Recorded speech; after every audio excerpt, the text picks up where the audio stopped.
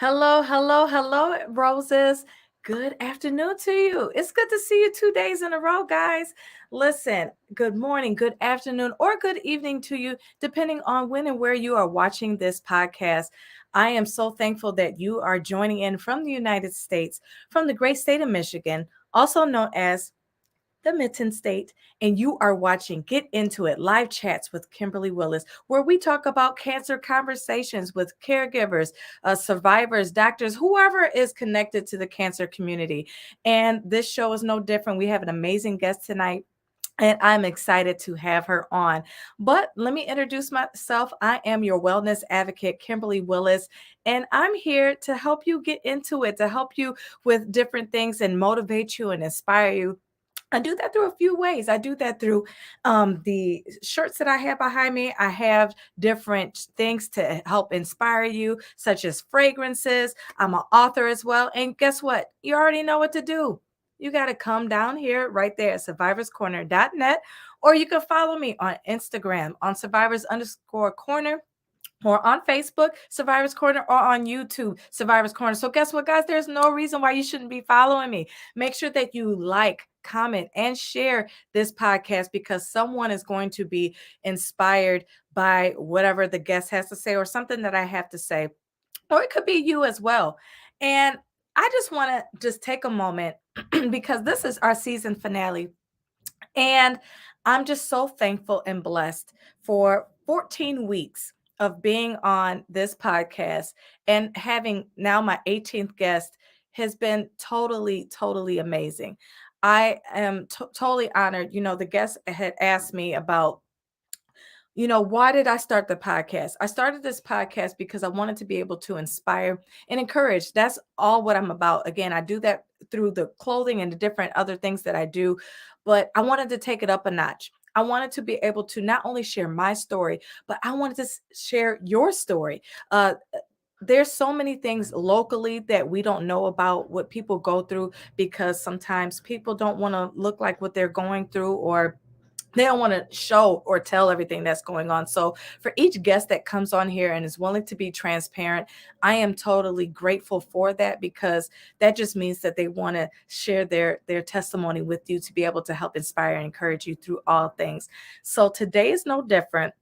We have an amazing, amazing guest here. I'm going to first read her bio, and then we're going to get into a video, and then we're going to chat a little bit more. All right, here we go. Margaret Brown is audacious, a triple cancer survivor, artist, activist, attorney, world traveler, and recipient of the 2014 Ford Freedom Award for the Power of Perseverance. Margaret inspires with her storytelling and essays of a moonshiner's daughter, a book of essays about her journey, an invaluable resource to businesses and individuals for over 40 years. She brings humor, hope, and inspiration to audiences. And you know what, guys? She has so many accomplishments. She has been featured in Our Detroit magazine, which is a local magazine in the Metro Detroit area. She's also an Equal Opportunity Officer Award for promoting diversity and inclusion. She's also have been received a Fair Housing Leadership Award. She has been a keynote speaker for several organizations, such as with tax credit programs. Listen, she does it all. She also has, and where I met her at was at the Gilda's Club, which is a support group that really helps inspire all things. So I want to share the video with her, and then we'll kind of go from there, guys. Hi, my name is Margaret L. Brown. I'm a three-time triple negative breast cancer survivor. I often share my story because I hope that by sharing my story, I can give people the information and tools that they need to survive this disease, this terrible disease. Far too many of us are dying due to lack of information and fear. Please join me. All right. I'm so thankful for that. So we're still waiting for our guests. So we just have a little bit of technical difficulty. So we're just going to keep on going. Listen, it doesn't take much for me to go ahead and talk. Um, I just want to talk about some of the things that cancer survivors go through after cancer. So all of you guys know my story. And if you do not know my story, let me briefly tell you what that is. So I am not a one, not a two, but a stage 3 breast cancer survivor. I was diagnosed at the age of 34, at the age of 34 in 2017. I have 4 kids and I have a wonderful husband, a wonderful church family. Shout out to New Jerusalem Missionary Baptist Church. And a wonderful just community of people, sisters and brothers, aunties and uncles, friends and family who make up my support system. And dealing with life after cancer can be very interesting about how things go. Um, Sometimes you are tired. Sometimes you always have to persevere all the time. And sometimes it could be really hard to persevere when you don't feel like persevering all the time. When you think about a boxer and how they have to fight all the time, you get fatigued, you get tired.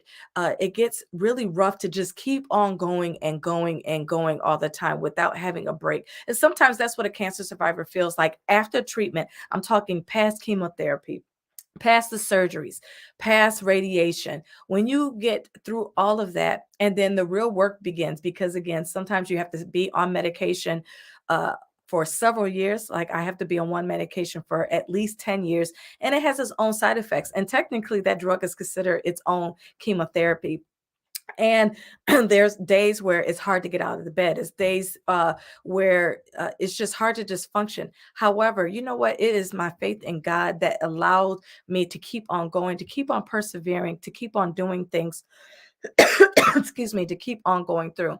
So as you see, I have my own ailments. I'm, in spite of that, doing this show, doing different things helps me to keep on going, to keep on pushing on in spite of. So I just want to encourage someone out there who is really going through something where you feel that uh, every time that you try to do something, something else is jumping in the way. Every time that you take one step forward, there you're taking a step backwards. I just wanted to encourage you to keep going, to keep on persevering, to keep on going through in spite of what you're going through, because there is light at the ends of the tunnel. I am a living testimony. If you knew everything that's in my story, because I had a story before cancer, I'm sure you have a story before cancer, as we all do. We all have some type of story. And even if you haven't went through cancer, even if you have went through cancer, and no matter the stage, no matter how it progressed and how it's invaded your body, we know that cancer touches everybody. We know that issues uh, touches everyone. And it takes us to continue to pray. It takes us to continually to be steadfast in the word, to be able to keep going on and to manifest.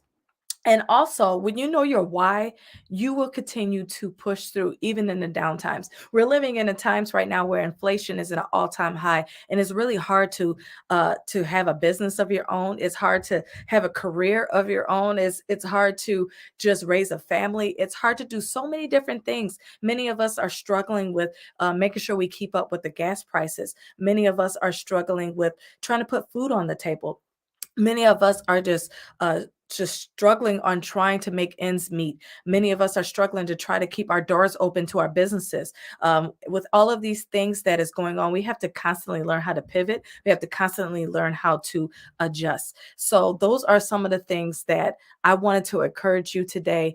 And I pray that all is well. And even though that, again, something could happen in your life that is making you feel like you just want to give up, I just want you to keep on going. I can't stress that enough. We had just came out of Mental Health Awareness Month, and it needs to be all year long, because we have to constantly make sure that we're doing the self-care that we need. So again, we're still waiting for our guest. I'm not sure what happened. She had got kicked out for some reason, but we're just going to keep on going through. So I want to talk a little bit more about the businesses that I have, talk a little bit more in depth about these things and about how I do what I do. I started 49 Roads, which is my first baby, back in 2017, actually, when I had cancer. And really, my motivation and my why is to really help motivate those who feel subconscious and not confident in their clothing to feel confident in their clothing. I truly believe that when you have that confidence, it will be able to shine through. So I'm going to stop talking about that because our guest has arrived and I'm excited to join her on. So, hello, you made it on. Hi, I'm sorry I went out and came back in. So That's thank all you for right. having me. Absolutely. Listen, we both talked about we both are talkers in the pre-show. So I just was just talking to the roses. So you're in good company now. So we get to dive into you. So we read your bio and we aired your video. So tell us a little bit more about yourself that wasn't talked about.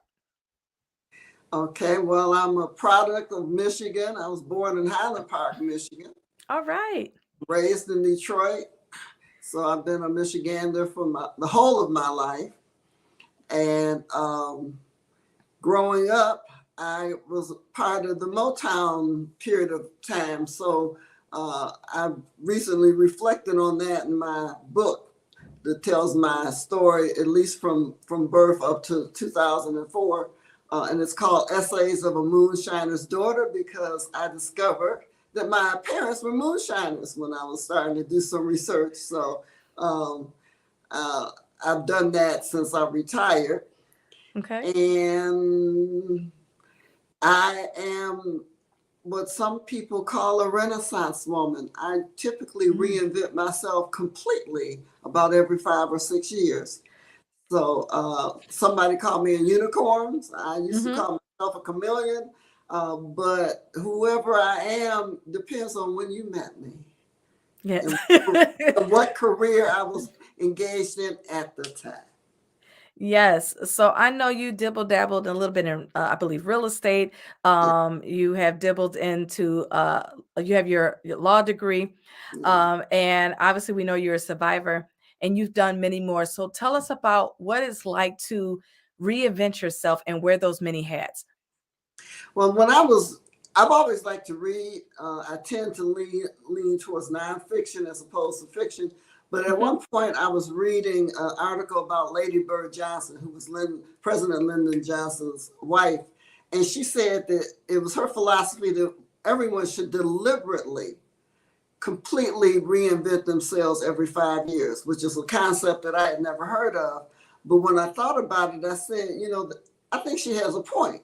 Um, she didn't mean change families, move to a different city. What she meant is re-examine your life viewpoint, purposely set up some new goals Hmm. every 5 years so that you can keep yourself constantly moving, constantly learning. And so I adapted my life to her philosophy and decided that's what I was going to do. Love it. I love it. So tell me about being an avid reader.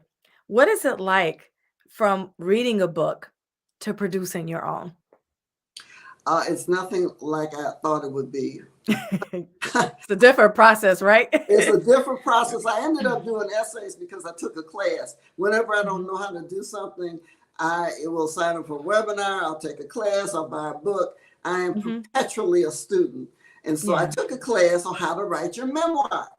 And it was Mm, set up so that you would do an essay each class session. And so I sort of started in that pattern and I just continued. What I discovered is when you're reflecting on your life, mhm. first of all, your memory isn't as good as you thought it was. Yeah. And so sometimes it requires some research. And I found myself changing some things because my memory of what happened in middle school, for example, I determined actually happened in elementary school. Oh, okay, yeah. So it was a whole process. And then I started to delve into, like I said, my parents, things that I assumed about them. I found out by talking to other relatives, I was completely off base. I mean, completely off base. Wow. So that was an education. But also in reflecting on things that happened in my own life, I had a different perspective at this age than say I was in my 20s or my 30s. And so I could look at it from a different lens.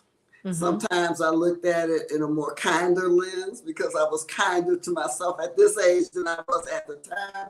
And sometimes I looked at it and it was somewhat therapeutic because I said, okay, now I better understand what led me to do X, Y, and Z because now I'm looking at it from a bird's eye view. And when you're in the minutia of doing things, you don't always see the full picture. But so it was very therapeutic. That's good. Now, tell us about your cancer journey. My journey. The bump in the road that you told me. Well, as you know, I'm a member of the Gilda's Club. That's how you and I met. And Gilda's Club asked me to recount my story in our Detroit magazine. So it's there. It's also on my website. But basically, I was taking a shower on an Easter Sunday. I had guests that spent the night, and I discovered a lump. So I said, first thing in the morning, I'm going to call my brand new OBGYN and get an appointment to try to figure out what this is about. So the first problem I ran into is my brand new OBGYN was on vacation and no one else in her office would allow me to set up an appointment. And I said, no, you don't understand. I've discovered a lump. I don't want to wait for her to come back from vacation before I find out what this is. So I had to fight just to get a mammogram and get the instructions on how I could get one. I went in for the mammogram. Immediately, they sent me for a biopsy and determined that I had cancer. They set me up. I won't say the hospital, it was a local hospital in the Detroit area. Set me up for an appointment with a breast cancer surgeon. And after I talked to the surgeon, he said, due to the size of the lump and the positioning of it, I think we can do a lumpectomy, which I hope your listeners know that's just saving as much of the breast tissue as humanly possible. And they thought that they could do that. And then he followed it up by saying, and I believe that after we've cleared all the cancer, if it doesn't show any activities in any of your lymph nodes, you should be able to get away with either no additional treatment or radiation. Okay. So that was my mindset. He went in, he did the first surgery. I believe that you should laugh just to keep from crying sometimes. So when I went in for surgery, they said, please write your initials next to the spot where you're going to have surgery. And I wrote the words "Gone, Baby, Gone" because that movie was out. And, because you got to laugh. They did the surgery and I thought I was done. And then they said, oops, we didn't get clear margins. Do it all over again. I said, okay. So they did it all over again. Then they said, you still have to see an oncologist. Now, I walked into the oncologist's office with the mindset that this is just a procedural thing. The person's going to sign off. I'm going to go to the radiologist next. And I didn't take anyone with me for that appointment. My advice to anyone undergoing any kind of serious illness, take someone with you for every appointment. You never know what they're going to tell you, and you absolutely don't know how you're going to respond. So I walked into the oncologist's office with the mindset they're just going to ask me a few, rudimentary questions and sign off, and I'll be on my way. She walked in. She said, "Oh, you have to have chemotherapy." And she turned around and walked away. Oh, wow. I started crying immediately because I'm like, well, what does that mean? And she walked away. Wow. A nurse came in. I don't even know if the nurse realized I was still sitting there. She walked in almost like I'm coming to clean up the room, and found me crying. The nurse explained to me what that meant. That was first sign that this was not the right oncologist for me. Mm-hmm. Second advice I give to somebody, doctors, nurses, auto mechanics, these people work for you. Correct. And you're not obligated to keep them. If it doesn't work, it doesn't work. And don't feel like you are. This is your life.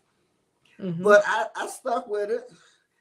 Set up the first chemotherapy. First problem I ran into is that when the nurse tried to put the saline solution in to my port to try to make sure it was working, all of it spilled out onto my chest. Wow. All of it. And I said, okay. And the nurse looked really concerned. She said, let me try it again. She tried it again. It all spilled out onto my chest. She said, I have to talk to the doctor. She came back. The doctor did not come back with her. She came back and she said, doctor wants you to go and have an ultrasound to see why it's not accepting the saline solution. I went in, waited hours to get the procedure. They found out that my port, the coil that's supposed to go from your chest down into your stomach, had curled up like a ball. Wow. If she attempted to do any kind of chemo, it would have immediately killed me. Yeah. Okay. So that was problem number 22 at this point. Wow. They had to take the port out, put it back in, start all over again. Now I'm taking chemotherapy and I'm coming along. Now, I tend to be a unicorn in almost everything that I touch. Mm-hmm. All the normal side effects of the chemotherapy drugs that I was given, none of them happened with me. My thing that I say all the time is, I've been trying to lose weight for 25 years. Mm-hmm. I know this isn't the way to lose weight, but I'm going to have cancer and chemotherapy for months and I lose 5 pounds? Really? 5 pounds? That's all I It's like, can I get a little more? The nurses would come, the dietitians would come. I'm in the treatment room and they go from chair to chair to chair. They're giving people advice on how to gain weight, how to, get their appetite back. And they walk right past me. Nothing. But as I'm going through treatment, I start feeling another lump. And it's in exactly the same spot that they did 2 surgeries. And I said, is this the way it's supposed to be? So I kept asking questions. I asked the nurse, I asked the doctors, and everyone said, oh, it's just calcium buildup. It's normal. Nothing to be concerned about. I said, okay. Completely finished chemotherapy. Now they say, oh, you need radiation. Start with the radiology department. I go through about 5 treatments and I'm still feeling this lump. And to my mind, it's getting bigger. I'm asked the people, I'm concerned about this. Calcium buildup, they said. Finally, I staged a sit-in. I went into the radiology department and I told them that I would not leave until someone actually examined the lump that I had been feeling now for months. And they said, oh, the radiologist has patients. He's booked up. You can set up an appointment. I said, no, you don't understand what I'm telling you. I will sit here all night if I have to. I'm not leaving until someone examines me. So the nurse put me in a room, I think sort of to placate me. And after about an hour, the radiologist came in. He looked a little perturbed. And he said, understand, you won't leave until you're examined. I said, you understand correctly. So he put on a glove. He walked over. And the minute he touched the lump, all the color went out of his face. He turned immediately, picked up the phone that was in the room. He called for the nurse. She came in. He says, I want her to get a biopsy and I want it done today. That was Friday afternoon. She said, Doctor, I don't know if I can get anyone to do a biopsy on her today. It's Friday. He says, do whatever you have to do. Talk to whomever you need to talk to. I want it done today. So I sat there for another hour and they came and got me and they sent me to radiology, to the department where they do the biopsy. Did a, just to make sure they knew the spot, they did a mammogram first, and then the doctor came in and they said, you have cancer. So the question is, I've had all of these months of chemotherapy, some of the strongest drugs you can possibly have in your body, and it's growing anyway. Yeah. Later it was determined I'm triple negative. And triple negative breast cancer affects women under 40 for the most part. It affects African American women. Correct. It affects, I think, Asian women. I'm looking at my cheat sheet here. And so it means that it's not hormone based in any way. Correct. The strong chemicals that I had taken for months have been clinically proven not to be effective against negative. So I went searching for a new oncologist. Because that's one of the first things they look for, is see if it's hormone based. That what you would have thought that would have been what this person would have looked for, but apparently they did not. So I was able to get a referral from a close friend of mine who said, you need to see my oncologist. She's fantastic. I think I can get you in quickly. So she pulled, some magic strings, got me in, and the oncologist first was prepared. She had read my folder from beginning to end. That shouldn't be surprising for a doctor. They should know the case before they see you. Correct. It shouldn't be out of the norm. That should be the norm. Right. But she read it and she looked at me and she said, I don't know how to tell you this. Okay. The drugs you have been given have been shown to be ineffective for the type of cancer that you have. And I want to do it all over again. Wow. So that's my story. They did it all over again, another couple of 3 months, different set of drugs. But here's my catch-all. I love to travel. I absolutely love to travel. So as I'm going through this, I say, I deserve a trip. Yes, you do. Way too short for me not to have the trip. And I had always wanted to go to the Mediterranean. So I booked a cruise. I asked them, when's my last appointment? And when would be my last treatment? They told me I booked a cruise. Turns out my sister and brother-in-law had booked the same cruise. I didn't know it. Oh, wow. So I had my last treatment. And 10 days later, I was on a plane headed to Rome for my Mediterranean cruise. Wow. So that's my story. Well, that is, out of the 18 guests that I've had in this 14 weeks here, and even just in the last few years, I've never heard a story like yours. Typically, and to get our viewers on the same page so you really understand what she's saying, typically when you feel a lump, if you have breast cancer, or even I should say any kind of cancer, and you get a biopsy, the biopsy is supposed to do a few things. It's supposed to stage the cancer that you have. It's supposed to diagnose how progressed it is, if it's grade 1, 2, 3, or whatever, how many it goes to show how fast or how slow it grows.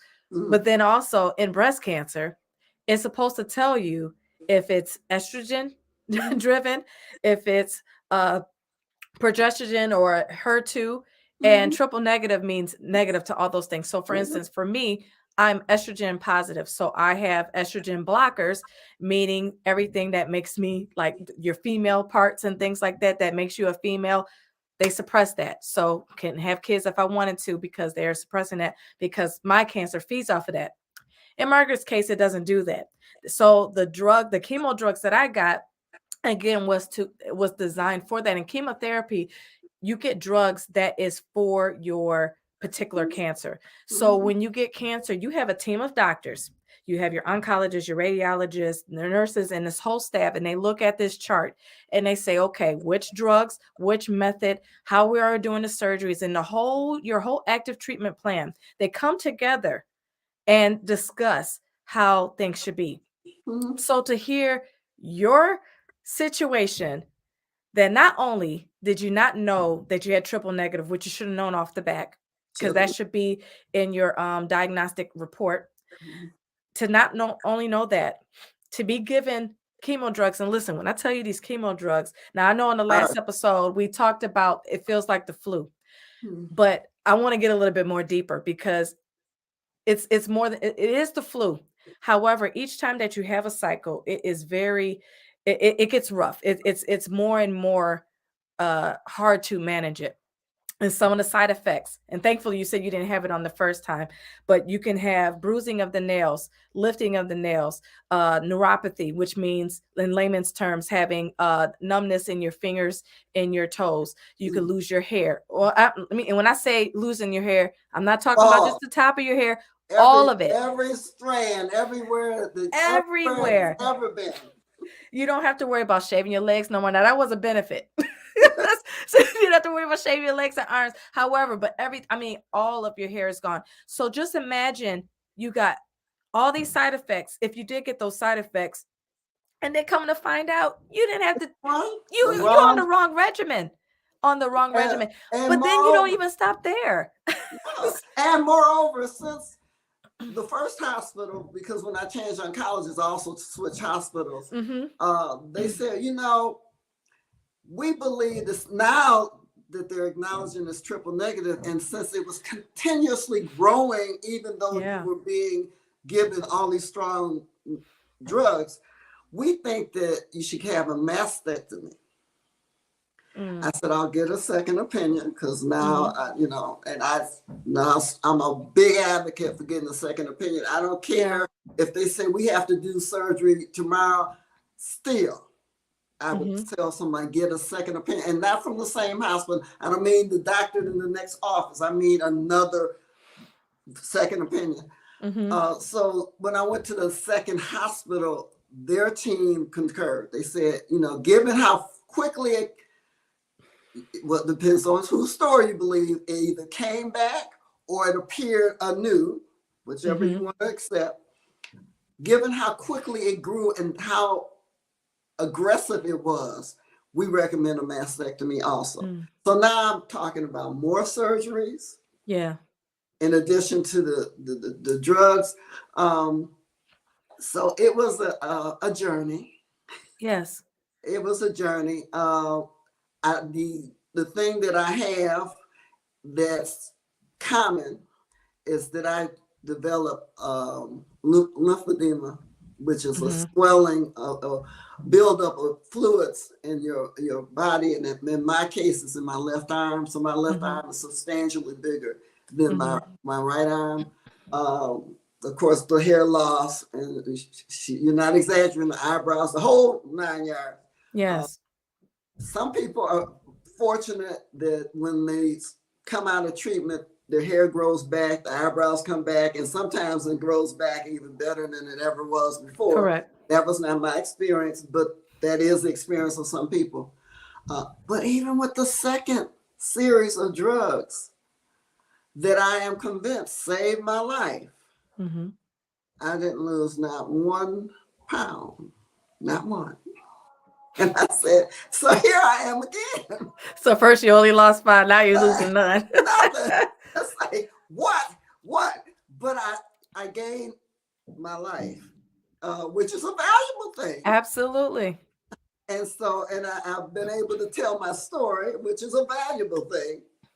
But I didn't lose. In fact, I was sitting on a board of directors for a nonprofit, and we had a board meeting, and I walked in with 2 bottles of sparkling cider, and they said, what is this for? And I said, we're celebrating. They said, celebrating what?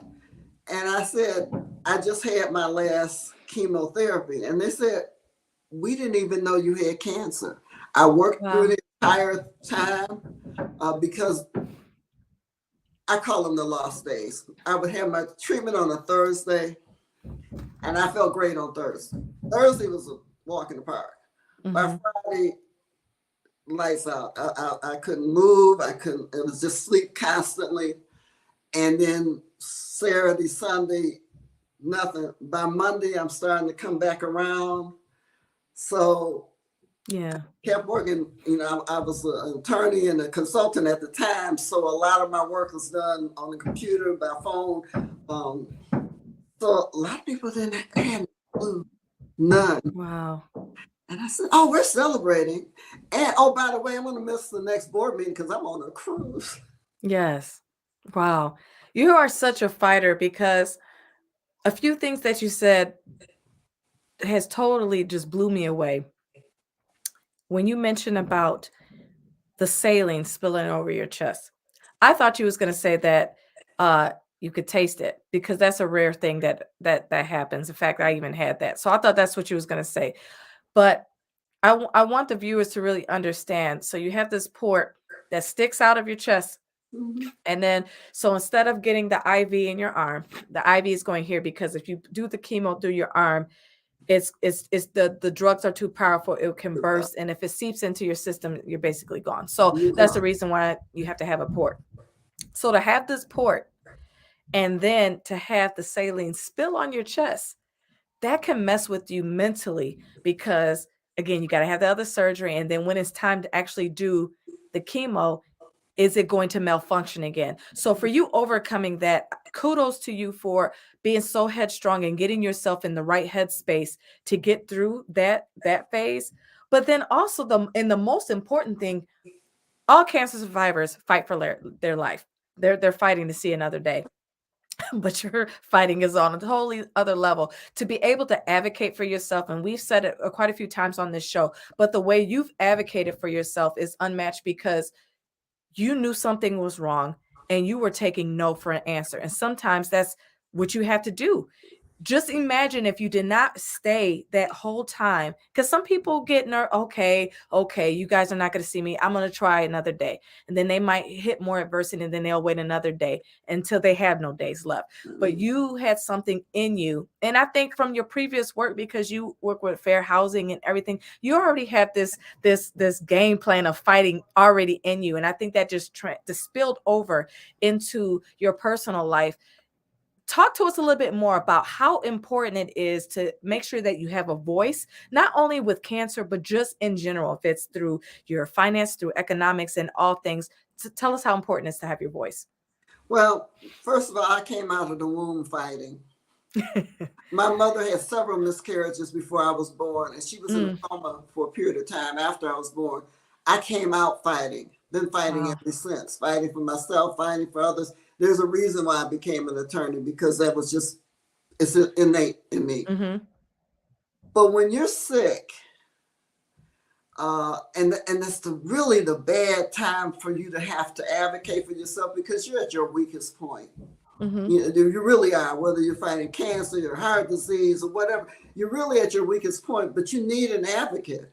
Yes. You absolutely have to have an advocate, and hopefully it's a family member. Sometimes family members are too close to you and they just can't deal with the emotions of it all. So if it's a friend, if it's, some hospitals have nurse advocates that work with patients, but you absolutely have to be willing and able to ask questions, understand the material that they're throwing at you.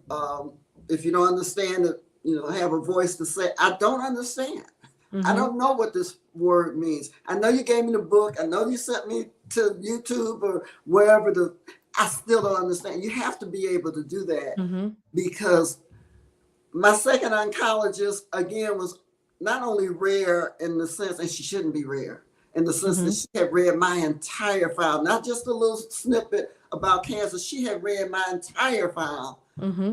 But what she also did, she explained what drug she was going to give me, Mm-hmm. why she chose that one over some of the other 300 that were available. She explained to me where I could go to verify what she was saying from credible resources. She said, I'm going to give you some websites. She said, don't go just, Google MD is not your friend. Mm-hmm. Mm-hmm. You'll be terrified. If you're scared now, you'll be super terrified if you just Google them at random. She said, but I'm going to give you some credible sites. So everything I'm telling you now, you can go back and look it up for yourself. I'm able to do that, but some people aren't. So, if you've got somebody who's tech savvy, understands, take them with you, because you have things they tell you nobody's going to remember it. They're just not going to remember it. So I strongly advise people, even though you might think it's I had a friend who felt like it was a imposition to ask friends to take off work to come to. No, it's not. You're important enough, and hopefully your friends are friends enough, even if they don't take off for every appointment, if they have to take turns, but take someone with you so that they can hear what you don't hear. They can write down what you didn't write down because you were just in such a fog, you didn't know what was going on. But it's essential that you advocate for yourself. Before the Fair Housing, I worked with as a consultant with the Detroit area agency on aging. So I work with seniors a lot. Okay. And what I've witnessed working with seniors and people with disability is that sometimes folks treat our elders like their children. Yes, that's correct. I believe that. They talk to them like their children. And sometimes they start believing the hype and start behaving as if they're children. They get timid, and they don't always have a voice that they can articulate at the moment.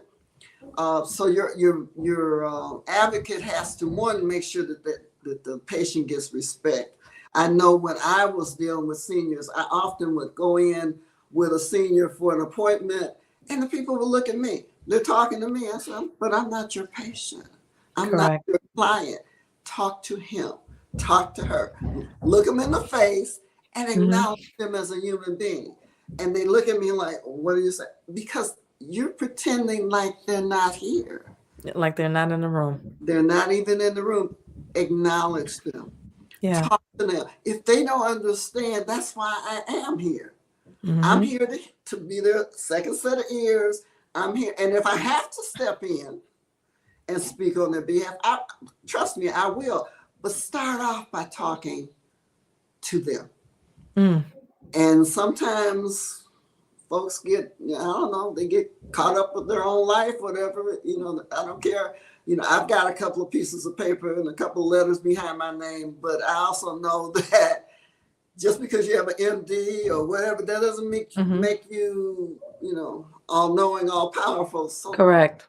First, talk to the patient. So, take someone with you. Don't feel like you're imposing by asking them to give up a day of work or some of their time. And definitely advocate for yourself. The questions you have at home, write them down and make sure you go to the next appointment and you read even if you're shy or you're timid, write them down and just hand them the paper. Yes. If that's all you can do is just hand them the paper, do that. But get your answers to the questions you have, because again, you're important and it's your life. Yes, absolutely. And demand your time too, because sometimes once you finally see the doctor, they want to only be there 5 to 10 minutes. Sometimes, no, wait a minute, I got more questions. You pull out that thing and go. That is such valuable advice with that. Guys, I hope you guys are enjoying this. Please make sure, again, you like, comment, and share. I do see some emojis on there, and some people are like totally shocked with some of the things that you are saying.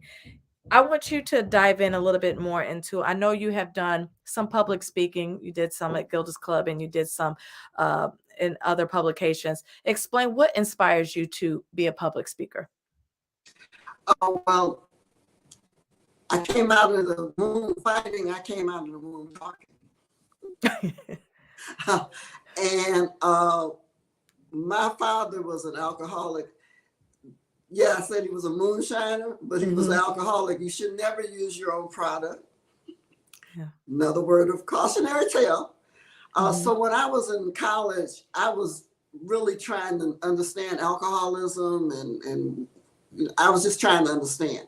So AA has two programs. The one everybody knows about, where all the people who are fighting alcoholism go in and they have meetings and all. So most people know about that. They have another program for families, and it's called Al-Anon. Okay. So I joined Al-Anon, and I discovered they had a speakers bureau where they would train people to go out into the community and educate people about alcoholism in general, about their programs in particular. So I was trained, and starting at around 20, I was going around Wayne County on behalf of Al-Anon, giving presentations. So I've been talking on one subject or another since I was 20. Wow. And when I worked for the state of Michigan, part of my assignment was to go and explain not just what I did for a living, but what my agency did for the state. So, and I worked for the state, so that meant I could be in any county. Learned a lot about Michigan. Went to some places. It's not funny, it's tragic, but the Ahmaud Arbery situation. Correct, yeah. I worked for Housing Authority when I was working for the state. I can't tell you the number of communities that I went to for a groundbreaking ceremony, or to talk to someone while a building was being, a complex was being built. I don't know how many times I've gotten out of my car and walked around a construction site, and I was the only person of color probably for 30, 40 miles. Wow. If people had felt that they could confront me, or heaven forbid, shoot me simply because I was a face that normally isn't in that space, because I was walking around a construction site, I wouldn't have made it to get cancer. Okay. So going to different places, communities within the state of Michigan. And again, there are communities in the state of Michigan. It's hard when you live in the Detroit area. This sounds so foreign, but there are actually communities in the state of Michigan where there are no brown and black people. Right. They might have a UPS driver that comes through. Right. They might have a long hauler truck person that delivers, but for the most part, there's just, when the kids walk up to you and point because they've never seen anything looking like you. It's not because the children are poorly raised. It's because they've never seen anyone that looked like you. So I'm used to being in that space often, and I just had to learn how to maneuver. But I've learned how over time to I don't even want to use the word stand my ground because it has such a negative connotation, but I've learned how to speak for myself. And again, I had to go and make presentations in spaces and in locations that I might have been the only one in the room. Yeah. I think minorities in general have to have that in their toolkit, because we will encounter that more often than not, where, especially if you start excelling in different things, if you start getting a law degree, or if you become a doctor and things like that, we're still fighting to rise those ladders and to break different systematic things that causes less opportunities for those to rise above those the groundbreaking things. And You have to get used to being the only one in the room sometimes. But I think that also helps prepare you for fighting in different rooms too, because you'll learn how to use your voice and different things, and your voice becomes more powerful because if you can overcome that and be comfortable in your skin. Not everyone's comfortable in their skin. You have to be comfortable in your skin, especially when you're the only one like yourself in the room. And to like yourself, have to have self-love. Or survival instinct that's on speed dial, Yeah. and so I don't know if I was always as brave as I came across, but I Mm-hmm. knew that I had to present that way in order to Mm-hmm. make To it to make the it. other. So again, going back to your original question, I've been speaking since I was 20, and that just sort of comes naturally for me. So I don't think of it as even, I know people do this for a living. Mm-hmm. It wasn't what I was doing. It just, I do it because that's what I do. It's That's part of who your I. DNA. I absolutely love it. I want to make sure that we talk about what's new for you. So, talk a little bit more about your book and talk about what's next. Okay, well, like again, I started writing this Essays of a Moonshiner's Daughter sort of as a project. I have done a lot of genealogies for my family, Mm-hmm. going back 20, 30 years.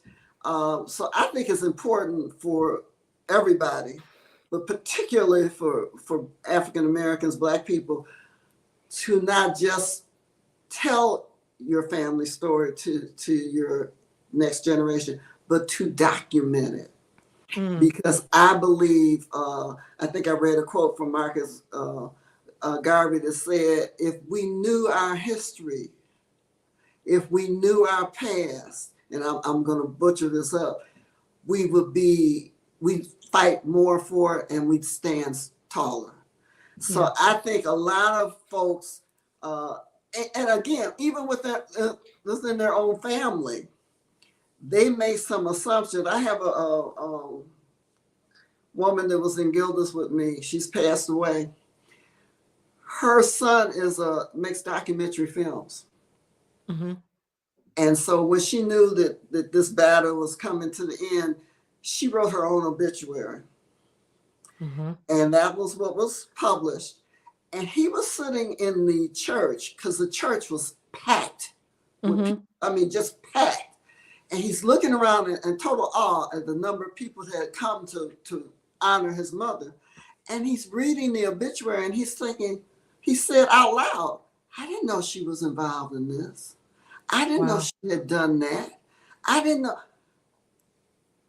First of all, you running around the country interviewing other people, and you had a queen right there in your house who Mm-hmm. was not just a queen in terms of how she dealt with her family, but she was a groundbreaking hidden figures in the automobile industry. Mm. He could have probably written Hidden Figures before they wrote Hidden Figures Yeah. had he only known. So I think it's essential that we share our stories with our family and that we document it, because I think sometimes people say, oh, well, nobody in my family ever did anything important. Well, yeah, they did. They just Mm-hmm. didn't tell you about it. Or if they told you, you were too young and you don't remember. So I started with that in mind. But then it was just fun to do. Yeah. I think that's very important. My uncle, I just came off of a trip, and my uncle is using ancestry.com, and he's really, showing how our family tree is. And, all our life we thought we had Indian in us. Or not, it's considered mulatto. And so that means you got some Caucasian in you. Yeah, So yeah. I'm like, oh well, I'll take good hair anyway. Well, good hair doesn't matter because I don't want it because it doesn't matter. All different textures is good. But just to be able to learn about your history and the tree is just, I think, is very important. So I agree. I think that's really good to do that. especially the whole obituary thing. I think that's very important because there could be details that people may not know, but only you know because you You live live that life. right. Well, she did that. So to answer the second part of your question, what's next? I wrote the first book. I asked a few colleagues and friends to read certain essays, Mm-hmm. and there seemed to be a lot of interest about the moonshining business. So I might work on a second book Mm. because, and this is from a person who had no intentions of writing any books. So that may be next on the agenda. And then my other thing from a personal, I mean, all of this is personal, but I love to travel, and I Mm-hmm. only have 2 more continents to visit to say I've done them all. That's amazing. So I'm looking for somewhere in South America to go. I really don't care where. And I would have told you 2 years ago, 3 years ago, there's no way that a person who grew up in Michigan but absolutely detests winter and getting cold is ever going to go to Antarctica. But they have cruises to Antarctica Oh wow. and trips that I might actually consider. So it's possible that I may actually see all the continents. That's And so that's my amazing. goal. I love it. Listen, guys, make sure that you go on her website. Is your book right here on margaretbrownspeaks.com? There are excerpts. Yes. Excerpts on there. So make sure that you follow her, see what she's up to. Listen, she possibly could be making another book. So make sure you stay connected on that website. But then also on social media, you can go on LinkedIn. Make sure you type Margaret L. Brown. The L is important. Make sure you do Margaret L. Brown. And then the rest, you'll see the author of Essays of a Moonshiner's Daughter. Make sure that you follow her both on LinkedIn. But then also, you visit her on the website too. Make sure you stay connected because you need someone like her in your life to continue to inspire and encourage you. So when you think about times where you have been hit with adversity, I want you to think about her story and to know that you can make it because she is shining on this screen right now. Her life speaks for herself. Her resume speaks for itself. And before we go, I want you to end off with I want you to encourage someone because you talked about reinventing yourself every few years, every 5 to 6 years. Someone who knows that they're not in the right position or career and they want to switch to something else and they don't know how to necessarily do that or they're scared to do that. Can you encourage someone on how to take those next steps? First of all, you start with getting information. Um, Someone suggested that everyone should have their own personal board of directors. Mm-hmm.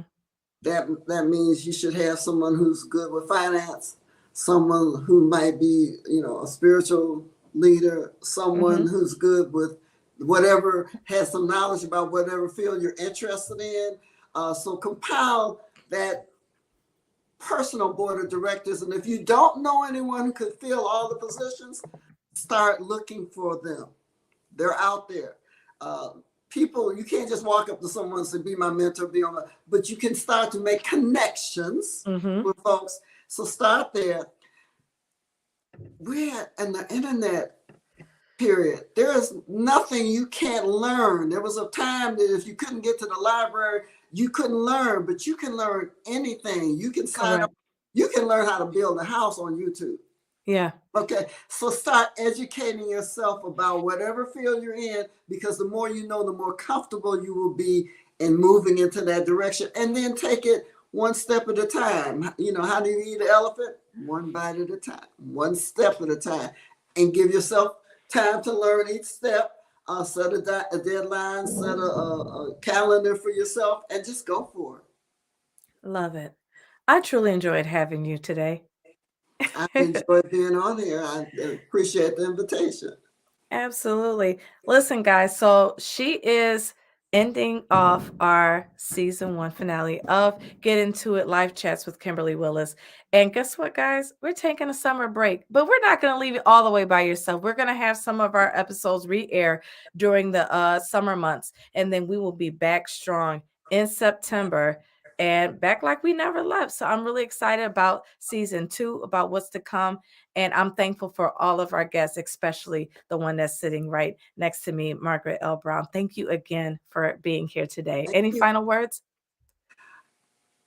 I was given this mountain to show you that it can be climbed. Just climb your mountain. Love it. Take care, guys.